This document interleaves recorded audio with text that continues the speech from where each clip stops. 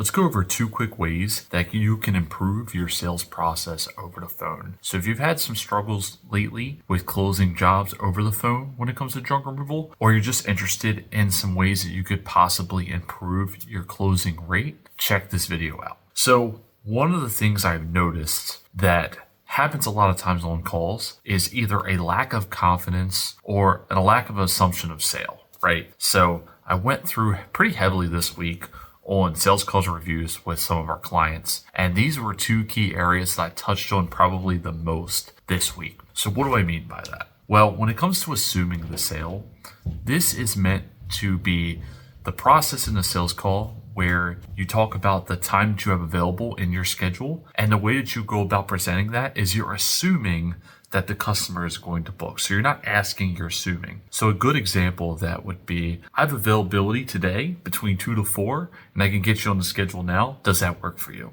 All right.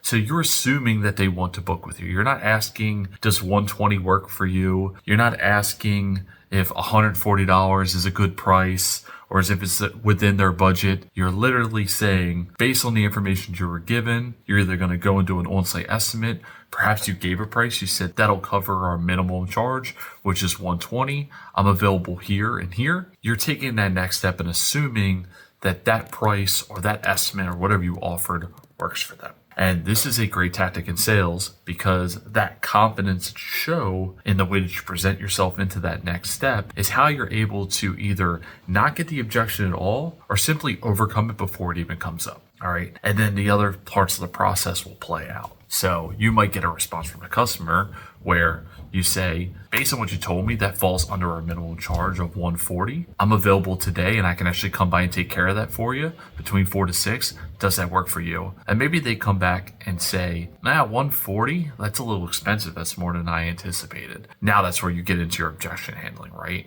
This could be covered in a couple different bases where you present the value and why it's 140 and what you're bringing to the table. However, I'm going to dive a little bit more into that here in a second. But assuming the sale is very important because typically if you do that, there is a good chance that once you do that, most customers are not going to question some of the other parts. They'll move forward. All right. Now, the other piece that's important here is when it comes to giving price. All right. So this is something I'm not a huge fan of. I just mentioned me giving a price and an example. When it comes to minimums, that's fine. Nobody should be doing an on-site estimate for a mattress or a box spring or anything like that. But for the larger jobs, I do want to avoid giving a price because the minute you give a price, you lose all leverage. All right. Because all of us know that if somebody else were to call you and said, I got a quote for this, and it was within your price range, you would happily drop it down a little bit just to get that job from the competitor, as long as it's within your range of pricing, all right? Well, so will they. So you put yourself at a severe disadvantage the minute you give them a price, which is why I prefer a range after photos, or I prefer no pricing at all and just on-site estimate because of the likelihood of close. But if you are giving pricing either on a minimum setup, or perhaps your sales process is you give pricing all the way around, which some of you may operate that way. If that's the case, you need to have confidence behind your pricing. So a lot of the calls I listen to, I can tell that they are not confident in their price. So when they present it, you can hear that in the way that you express it in the call. Well, your customer can pick up on that as well. So if you don't believe in your pricing and believe in your value, it's going to show in the way you translate it over to the customer. So if I were to give you a price today and it was 140, I'm going to confidently say that'll be 140 and falls under our minimum charge without hesitation. Because the minute that you dive in and say, that sounds like it'll be 120, or when you start using words like that sounds like it'll be, or and you start pausing, that shows a lack of confidence. And your customer will pick up on that. And on their end, they're going to start to believe that they can get it done for cheaper. And they're going to call somebody else. And that's the minute they're going to say, I need to talk to my husband, or I need to talk to my wife.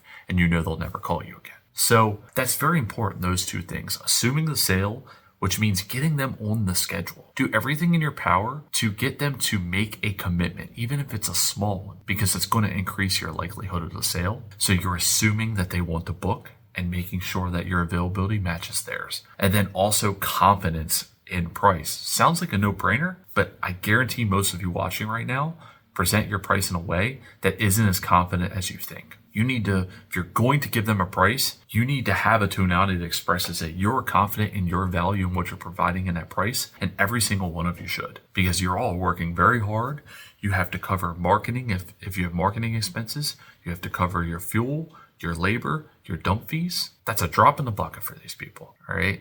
There's people giving you pushback right now for $140 or $200, but they'll turn around and spend that on a purse or a pair of shoes in a flash. They're willing to spend the money, and they spend it on a lot of different things, some things that aren't even necessary. So have confidence in your price, because you guys are working your tails off out there to provide this service, and you deserve to charge what you feel is justified for you to charge. So speak it with confidence. So those two things are very important. Put those into your sales process, and I promise that they will help you. Again, when it comes to pricing, if you want my opinion, I'm fine with giving your minimums. Outside of that, I would either do an on-site estimate once we have a few items and we know it's, somewhere closer to a larger job. Or if I still would rather quote instead of giving an on-site estimate, then I would prefer to get the pictures, get them on the schedule before you get those photos, get that commitment, then get the photos in and give them a range, because it's going to be a lot harder for them to shop you with a range instead of an exact quote. And it also protects you guys, because some of you watching, I know have already experienced this, where you give them an exact quote on a picture and then find out they have more items that aren't even in the picture, or perhaps the pictures were deceiving and it's a lot more than it looked like in that photo. So it protects you guys as well from dealing with that.